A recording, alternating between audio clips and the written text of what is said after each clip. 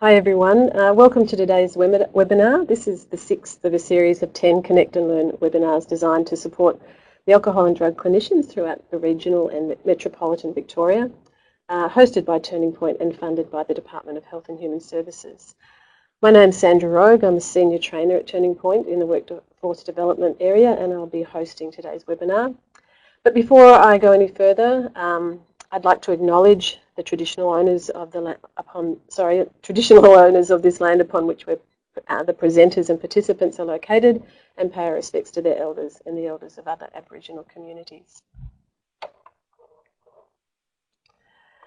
I'm really delighted to be introducing Helen Mentha to today's webinar. Helen is a clinical psychologist and has worked in the community-based alcohol and drug counselling for 13 years. She's worked as a therapist, dual diagnosis senior clinician, a supervisor and manager in the AOD sector, and now specialises in motivational interviewing training and supervision. She is a very active member of the Motivational Interviewing network of trainers and is currently serving as a board member of the network. So I'm very excited. Helen has a really engaging and contagious style with working with MI, and I'm sure you'll enjoy today's webinar. So welcome to you, Helen. But again, a little bit before we move on, there's just a couple of other things. Just a reminder that the webinar will run for about 45 minutes, and there will be an opportunity for you to ask questions toward the end of the presentation.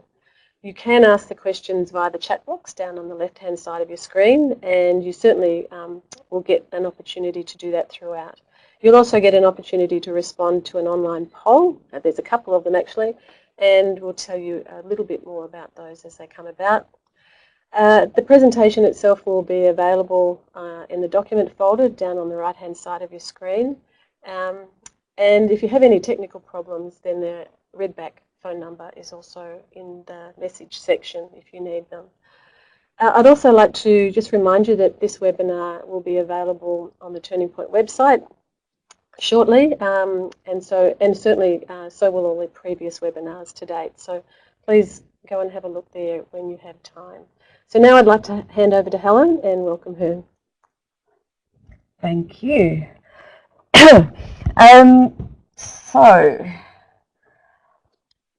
the hope for today is to talk about just some of the ways MI has been helpful, and why did I end up training MI rather than something else. Basically because it really helped me to do my job in a way that I was trying to do. I just want to start off with a reflection on a different part of our life, and maybe thinking about a hobby or a skill that you've learned, something complex. So we might think of musical instruments, learning a sport, learning some kind of art, learning maybe a language, and just thinking, apart from actually wanting to learn it, what helps us get better at it. And we've got a couple of polls coming up just with two questions, thinking about what is it that helps you to get better at a hobby, sport, musical instrument, something that you care about. Because we might think of a couple of different things. One in particular that might come to mind is practice. And if we're thinking what kind of practice, we don't just turn up to play the music, we don't just turn up to play the match, we break it down into skills, drills, scales. We do the right hand, we do the left hand, we take an element, we give it full focused attention. And then we might also be thinking, what else might we need? Well, we want to learn from someone who can give us constructive feedback. How are we going? How do we improve? What is it that's maybe not working? What might we want to put our attention on next, not what might someone else who's more advanced put their attention on, or someone who's just started put their attention on. So just got a couple of polls now thinking about our actual work. If we're thinking that communication is a complex skill, it's not that unlike learning a sport, a language, a musical instrument, in fact very much like learning a language. So just thinking, apart from turning up to conversations with clients, who here does that really attentive, regular, focused practice on their communication skills, where you take maybe a skill like forming complex reflections or an aspect of the conversation, and just practice that with perhaps a colleague, or you're being dragged along to a barbecue that you really don't want to go to, and you're thinking, oh, if I have to go, at least maybe I'll practice the skill of listening, something. Where your aim is to practice an element of the communication process, not just have the whole conversation. And it's looking like nearly 60% are saying no. So there's just a little bit of another 15% saying wet. So just a little bit of wiggle room there, going, what might happen to the quality of our conversations if we brought some attention to the elements of those conversations? So maybe now thinking about the second question. Who here gets constructive, structured, regular feedback from a supervisor who actually observes you using the skills? So hears you have the conversation. So when I think about it, most of the supervision I've had, it's been talking about the conversation that happened. They've not actually heard the conversation that happened, or demonstrating my skills for someone to give me feedback. So who here gets regular feedback from someone who hears you use the skills? And if we're thinking, how well would we go if we were learning piano where we didn't get feedback from a teacher who knew how to play piano? So perhaps a little bit of wriggle room there, and the no's going up. So we got 75%. And you all have that kind of supervisor probably on your desk or in your bag or in your pocket right now. You can grab a colleague, have a change conversation, record it. Every smartphone has a recording app. Listen to it back, delete it. No one ever has to hear it again. But when you listen to it back, you will hear things in your conversation you may not have heard at the time. And usually the good things that you took for granted. So I can highly recommend that. So just a little couple of questions to get the juices flowing. Okay, so what is MI? Blah, blah, blah, blah, blah, blah, blah. Sometimes I ask people who here uses MI and then who here can define MI, and a lot of us don't actually know the definition so well. What we're really interested in, what can MI do for us? You know, I tend to think of MI as a way of having respectful and productive conversations about change that both people thought was good use of the time together. And there's certain ingredients that we want to attend to that makes it MI, rather than makes it just client-centered conversations. And in particular, there's a real attending to the language of change and a very thoughtful use of what are we hearing to help that person have a conversation that's maybe a little different from what they might normally have, where they can look at their own dilemma with fresh eyes in a safe environment and think about, what do I really want for myself? Not what do I normally do, what do I settle for, but at this point in my life, knowing what I want, what do I really, what can I live with, and what would be a good decision for me, or what would be a good next step for me? So let's start with 10 ways that MI improved my practice. Anyone who's been to my trainings will know that most of my stories about me trying to use these skills as of me not being very good. And one of my favourite stories is I come into work, I was sick, I probably shouldn't have been there, we've all done that, probably infected half the office.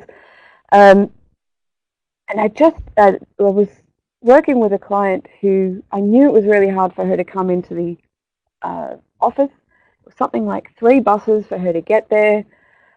And I had this running loop in the back of my head saying, I'm wasting her time, I'm giving her nothing. She's coming all this way and I'm giving her nothing. And we got to the end of the appointment and she said, thank you, I think that's the best appointment we've ever had.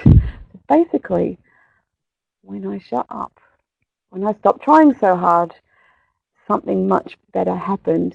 And the idea of where are we spending our energy, and sometimes we can spend our energy better on what we don't say than what we do say. And I found that helped me go home with less of a headache, and certainly what I noticed was people just started to relax that bit more. So I wasn't trying quite so hard.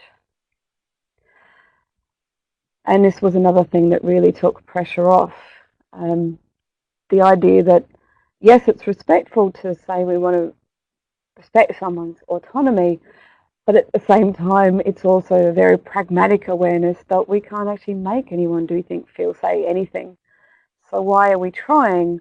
There is one person in this conversation who we do have control over, and that's us. So this is where I found the spirit was just so helpful, because this was the way I wanted to work. And yet easier said than done with all the noise in the head and all the expectations and the KPIs and the assessment and all the things that we have to do in the work. But this idea of we're doing this together, I don't have to do everything. There's a real care and concern for this person. And this idea of acceptance, of having a real faith that this person has most of what they need for the change process, if not all of it. So letting them have their half and really just focus my attention on what am I doing in my half of the conversation. But if I could take better care of my half of the conversation, maybe the whole conversation will go better. And anyone who's tried to do that will know that that might keep us busy enough. It actually takes quite a lot of discipline to be aware and make constant conscious choices rather than being autopilot in the middle of a conversation. I'm really a bit of a fan of, if anyone's into mindfulness, Pema Chodron, and she's got this lovely quote that she says in the middle of a recording where she says, one of the hardest places to be truly present is in the middle of a conversation, because we're activated by everything. And I think that's so true when we're turning up to try and support people in difficult times, to just try and focus on what we can do in our half can be enough work. This was huge. Anyone who's heard yes but in a conversation may be aware of how much it can feel like you not only hit a speed bump in the road, but you've just hit a massive pothole and you've fallen into it. The work just got harder. And I think one of the things that really was helpful was the idea that yes but is communication. It's like when we're going down the highway, you know what happens if you get too close to the side of the road, the rumble strip. That's the road's way of telling you you're going off track. And when I realized, and one of the lessons I learned from MI that was just so helpful was, yes but is the client's way of telling us that we're becoming too directive or we're moving too fast. And if we continue doing what we're doing, not only might we be going off track, we're inviting them to argue against change, because we've just taken all the good lines. So it's been incredibly valuable feedback to go, oh, when I hear yes but, maybe what I need to do is take a step back and invite them to do more talking, because if I continue doing what I was doing, maybe we're about to just hit a bit more of a block in the road. One of the other things I learned from MI now is I did my master's in clinical psychology, where it was mainly a course on cognitive behavior therapy primarily, and we learned a lot of really useful strategies. Extremely useful, extremely evidence-based. And then I went into the drug and alcohol sector and realized that they hadn't told us. There was this silent disclaimer attached to a lot of these strategies, which is when the person's ready. Look at all these fabulous things that we can do together. And then I walked into drug and alcohol when no one was ready. Ambivalence was compulsory, if not progress. And I think one of the things that it taught me was that ambivalence is not an obstacle. It actually means the change process has started, because they're not here. They're not in no intention. Something's being processed. There's something being wrestled with. There is some for, there is some against. And MI seemed to be one of the only approaches that say, well, why don't we go meet them there? If they're ambivalent, maybe that's where we need to be. And not only is ambivalence normal. It's something to get excited about because something's actually started. We've got something to be curious about, but if we try and work too hard on someone's ambivalence or push it or nudge it a little bit too much or try and speed up the resolving of it, again, they're there to help us out because we're probably going to hear two more words, which is yes, but, which means maybe we're just moving a little bit too fast. So some of you may be aware of the Petrarca-Di Clementi stages of change model, pre-contemplation, contemplation, decision, determination, blah, blah, blah. I think they've now taken out lapse. That model's evolved as well. I really like this as an alternative because it speaks more to how we feel about change, but also kind of where we are in our relationship with change. And that this is a real place to be, and maybe we can spend some time there. It's not something to be fixed. And anyone who's aware of the research in the role of exposure in therapy, of just sometimes healing comes from being able to sit with something. There's a thinking that maybe it's the fact that we can provide a safe environment for someone to sit with their ambivalence and not feel a pressure to resolve it that might actually be part of what helps people to really process it and move forward, and then maybe move into the possibility of change. And another thing I learned was that this was also a place to really slow down, because we start getting a little bit of an itchy foot going, oh, we start hearing language like, I need to quit drugs, and we're going, wow, great, I can help you with that. But this is not the language of I'm ready to. This is not the language of I will. This is a language of I'm thinking about this. I'm really seriously thinking about it. And this is often the stage where people form their relationship with what the change really means. It's not simply about drug use. It's often about core values and people's deep down desires for their life. This is about love. This is about belonging. This is about family. This is about independence. This is about ambition, curiosity, all of those things that make our life really rich with meaning. And this is the time that we might want to slow down and find out more about who are you and what light might that shed on the change that we're talking about. And what a shame if we skip through that to get to commitment. And we all know that commitment is a process because we've all been committed to things we didn't do. It's a time of getting ready, time of cold feet, time of really trying to prepare and go, what would help action be as successful as possible. So I think MI really helped me to locate where are we in the work and really truly meet people where they are rather than where we might have hoped they would be. And then the idea that ambivalence is a process. It's not something to be resolved. And it's not a presentation unless you get to quote Harry Potter. That this is something even to be very curious about, and just what is that? What is being pulled in two different directions? And sometimes that alone can help people to resolve it, that they're talking with someone whose aim is not to do anything. They're talking with someone whose only aim is to understand, where am I at? Because that can then help that person to really tune into where are they at? What do they want?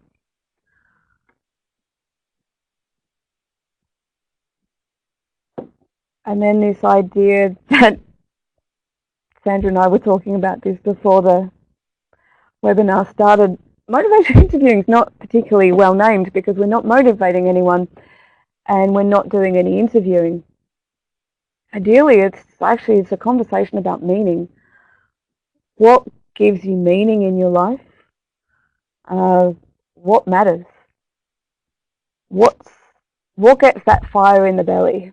Because this is what keeps us going. This is what gets us going. We're not just interested in people making a quick change. We're interested in people making lasting change that really works for them, which means you've got to have enough of a fire in your belly not to just get started, but to keep going when it gets tough, to stay going when it stays tough, and to pick ourselves up when it fails, when we have setbacks, because change is messy. We will always have setbacks.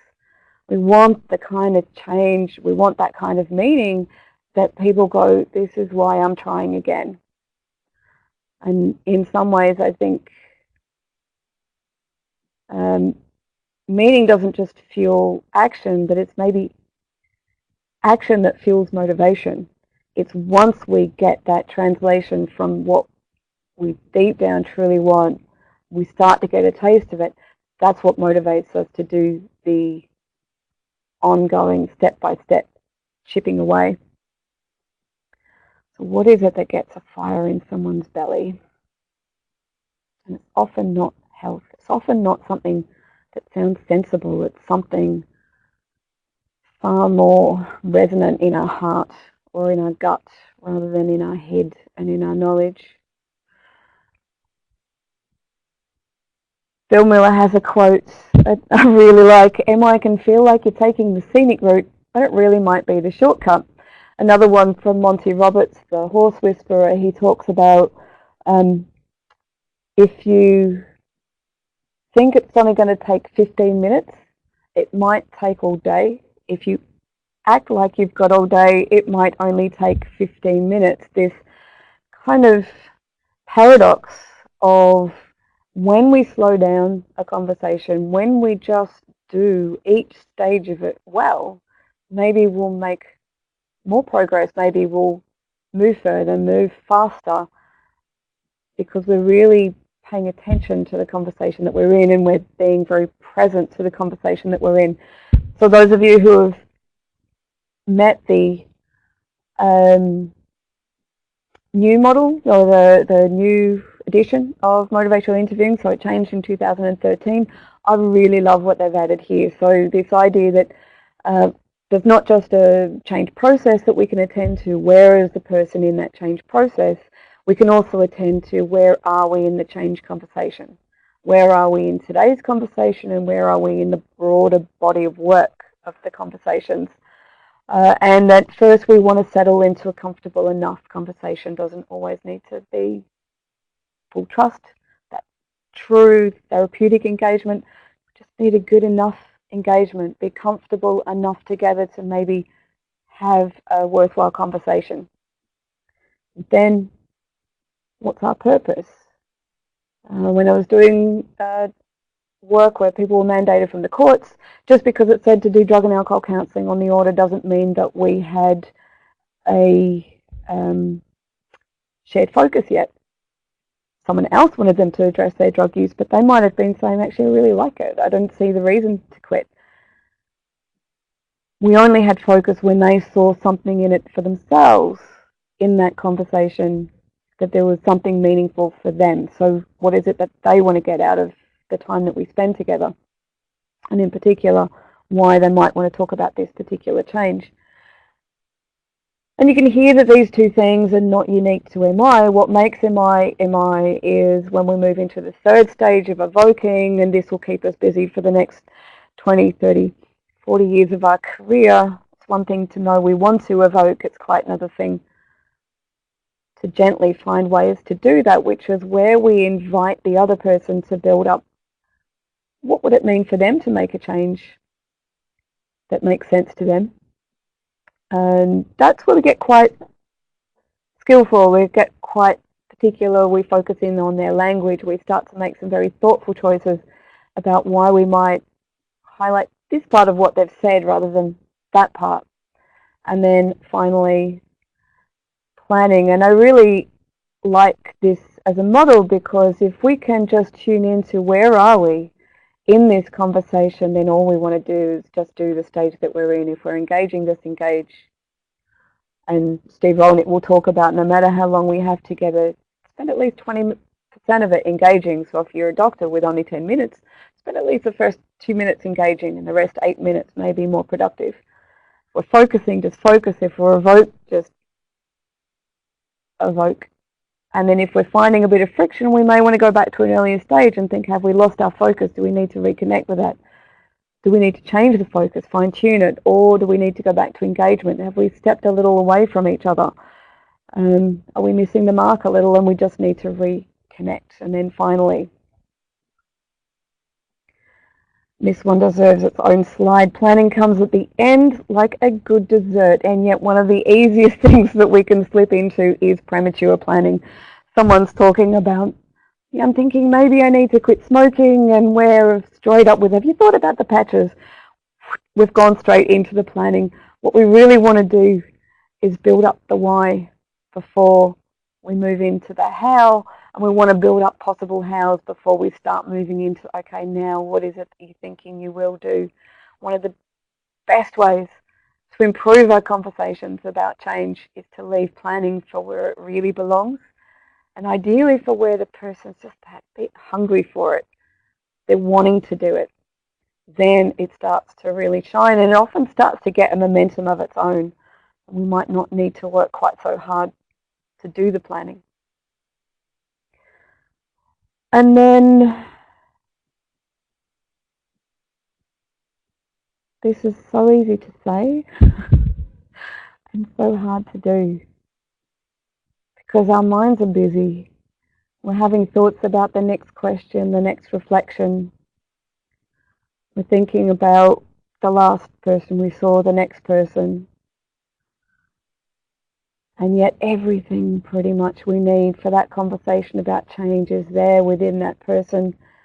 And it's often being communicated. It's how do we listen closely? How do we listen more deeply?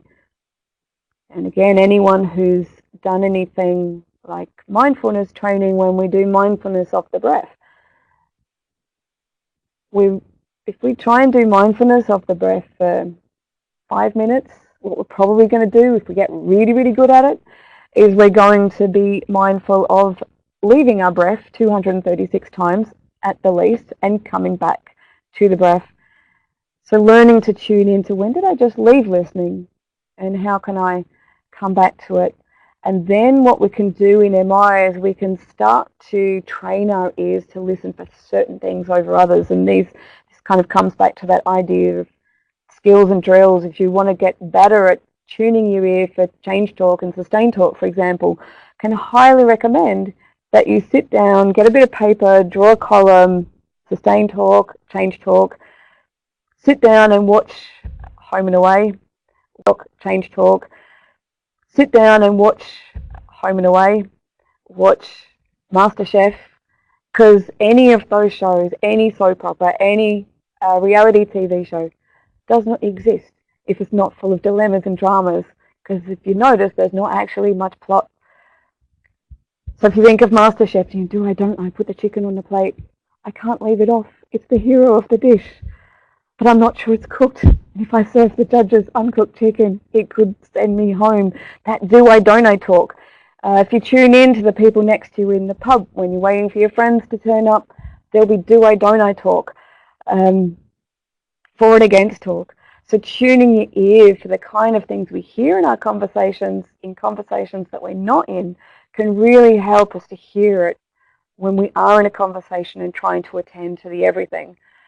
So if I'm thinking, what are some of the things that's really been helpful to focus in on, to listen for more than most other things, is where are they in the change process? What is it that's pulling them for and against? What is that telling me about where they're at? And then are they moving as we're talking? Are they moving forward because I want to go with them? Are they moving backwards and I want to check in, hang on, am I doing something that's pushing them backwards? Am I taking the good lines? Am I beginning to argue for change and I'm only leaving them the other side of the argument? So I want to then step back from that. So there's one, where are they in the change process? Another thing, those 4 processes of the change conversation, where are we in that?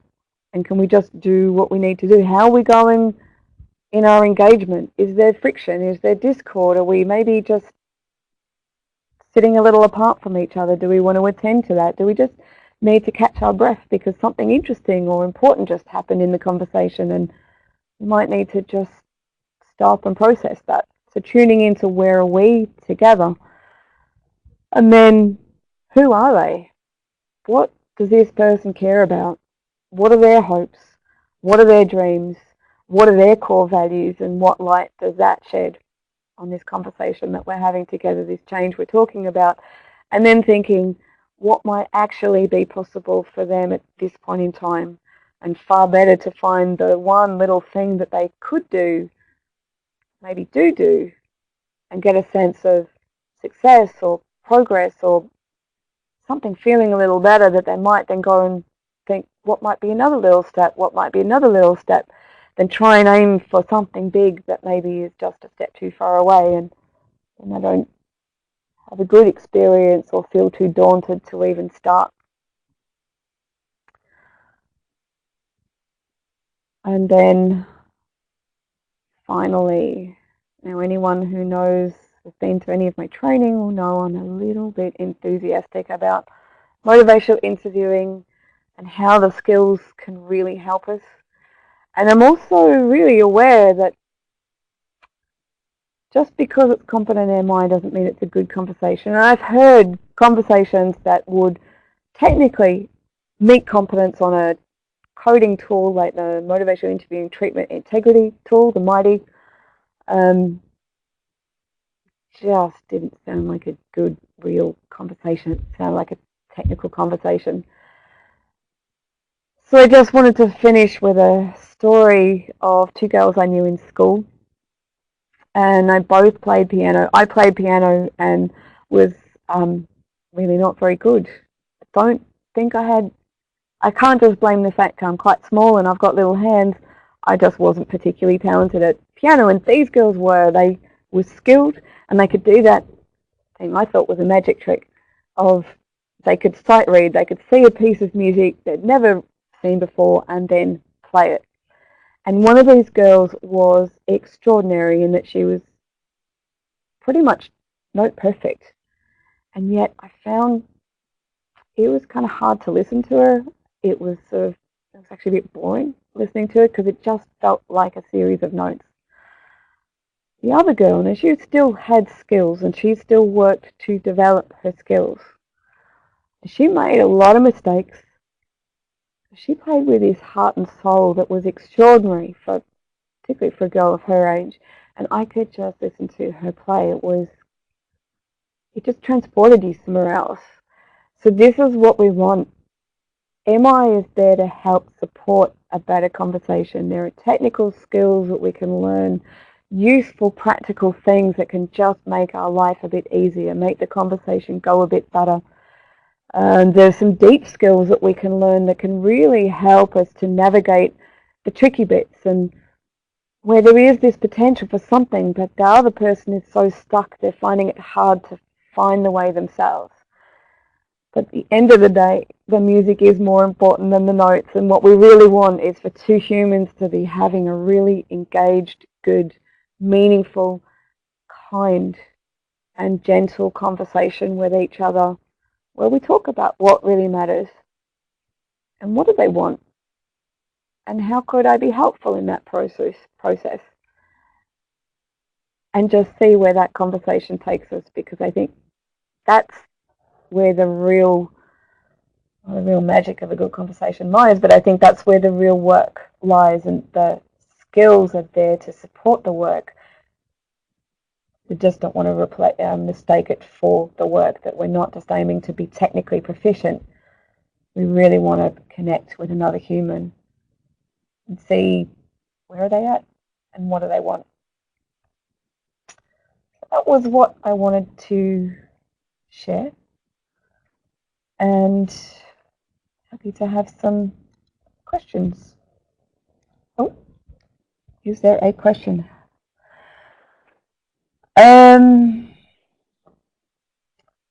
Hi, Helen. When working with offenders who have orders to complete, how would you encourage them to do this when they may not want to? Very good question. So I guess one of the things is I want to just try and let go of my need for anything in particular to happen. Because if that's my aim, they're probably going to notice and maybe want to back off. So really it is their choice, and handing it back to them is, it seems they have a dilemma. That on the one hand, for example, they don't want to quit drugs, and if they keep having positive urine screens, they'll breach their order, and something else might happen that they might not want, for example, going to prison, getting other sanctions. And I might talk with them about that. And it may be if someone decides to make a step forward, it's because they come to a point that they realise that freedom or getting us out of their hair is more important than using for the time being.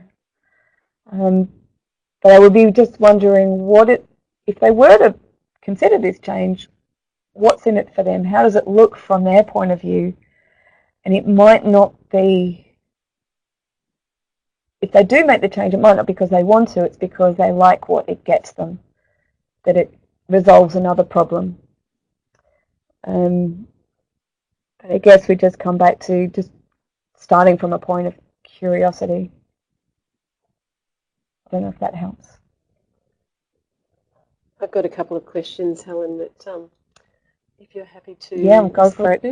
I've got a question here that it's, there are expectations on clinicians and workers in the alcohol and drug sector to be proficient in MI. It's kind of an expectation that occurs. And yet we also know from the polls that people are maybe not able to access or get support or supervision around MI. What's the, you've given us a couple of tips about using mobile phones to record. But on top of that, what are some of the really key ways of getting people to, or getting ourselves to start the practice and then to maintain the practice? Good question, and certainly, and just to go back to the idea of using mobile phones, I'm really clear to use that with colleagues as practice conversations, not to use them with clients. There's a whole world of confidentiality issues there that we don't want to go into, and we don't want our practice to be the client's responsibility. I find it funny that so I now teach people MI in a way I never learnt it. So when I learnt MI, I never had the experience of having a highly energetic, slightly manic presenter for 2 days, taking me through MI, taking me through everything, taking me probably through a little bit more than everything that I can really process in 2 days, which is what I do to other people. When I met MI, I just took a little bit and I tried it. And I was just trying to be curious, how did that go? So, for example, I took something like what's been called in MI illicit provide illicit, which perhaps in more everyday language, ask, offer, ask. So if there's something that you're busting to tell someone, whether it's a piece of information, a suggestion, first ask what they know. Ideally, that's a whole conversation, not just a single question. Then, if it hasn't come up yet, ask permission to offer what we're thinking, and then ask them what they made of it. So one way that I built up my skills in MI is I just focused on that. And then I got to a point, maybe 6 years in, when I realized, reflections were important. I didn't really realize they were the absolute central skill and main skill of MI. I think I've been underdoing these a little. So I just focused on reflections, and then I started focusing on how do I make more reflections, so we can do little exercises like have a typical client statement and just try and come up with 5 different reflections for the one statement. Another game that you can play with each other is to do particular kinds of reflections on demand. So for this statement, I have to do a strength reflection. For this statement, I have to do a sustained talk reflection. For this one, I've got to do a metaphor. Oh, no, not a metaphor, because they can be really hard. They can be a lot of fun. So just taking a piece of MI and just giving it some attention until it's practiced enough and familiar enough that you can notice it when it's happening in a real conversation. Because all of the elements of MI are kind of straightforward in their own right. The challenge is remembering to do them when we're in the middle of a complex conversation. So we want to practice those bits. And you've got the best teachers out there, and you have the best supervisors already, which is your clients, because they lean in when they like it and they lean out when they don't. Some are very refreshingly able to be very honest about what they like and what they don't like. Some will be more subtle. They do let us know. So there will be a couple of things I just have in mind. The core text in MI also really readable, which is nice. Sometimes textbooks are a good replacement for Temazepam, but this one's written to be quite accessible, practical, and again, something that you can dip in and out of rather than you've got to read the whole thing for it to be useful, which is also, I think, one of the nice things about MI, the individual skills, the individual components are really useful by themselves. You don't have to be putting them all together to make it pure MI for it to be helpful. So enjoy those moments as well, and enjoyment is also part of it. I think of how I dated MI, how I got to know MI, how I seemingly ended up in a committed relationship with MI. I just look forward to trying it again because I liked what it got me back, the way I would look forward to having coffee with someone I've met and I got on well with. And I look forward to getting to know them a bit better. So making the process enjoyable, I think, also really helps. Okay, I think we might just start to wind it up there. I just wanted to let people know too, there are a number of textbooks. So if you do Google motivational interviewing, and I know there's been some inquiry about working with different groups, people with special needs, but I would also highly recommend going to the website and having a look for those texts that might focus on other psychological needs. So they are out there. We're going to launch a feedback survey for you to complete, so if you wouldn't mind completing that before you go, and just take a couple of seconds to complete. And maybe just to quickly respond to the question, because the question here about working with parents of children with special needs. I think one of the reasons I love MI is because it's got nothing to do with people having a particular problem or meeting them in a particular setting. I've taken elements of MI and taught CEOs in the corporate sector, not as the full-blown approach, but certainly a lot of the key elements that I would be using in my own practice, and they respond like helping professionals, drug and alcohol professionals, healthcare professionals. So part of what that's given me is a reassurance that these are just good principles and skills with people. So whether we're working with the client, a carer, another worker from another service, these are good skills for not having conversations first go bad, and then seeing if we could have a conversation that goes well and takes us somewhere helpful. Okay, there's just a couple more slides and then we're nearly there. Bianca, if you wouldn't mind. Just a hearty thank you to Helen for making herself available. She's incredibly busy with all her motivational interviewing exploits and many other things. So thank you very much for being part of our webinar today. A pleasure, and hopefully it was helpful. Hopefully it was worth sitting down with your sandwich and logging in. So I'd also like to say that there's been an inquiry about how do you get, if you're a nurse, do we teach nurses who are not in the AOD sector? Absolutely, certainly that's available too. So again, maybe have a look on Helen's website if you're interested in some further training, and there's certainly other places you might visit as well. I'd just like to also announce our next webinar. We have Dr. Kerry Alexander from Turning Point.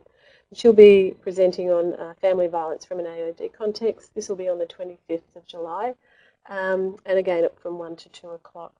But again, thank you everybody for your questions. Thanks for your involvement. It was wonderful to have you online, and we look forward to seeing and hearing from you next time. Thank you.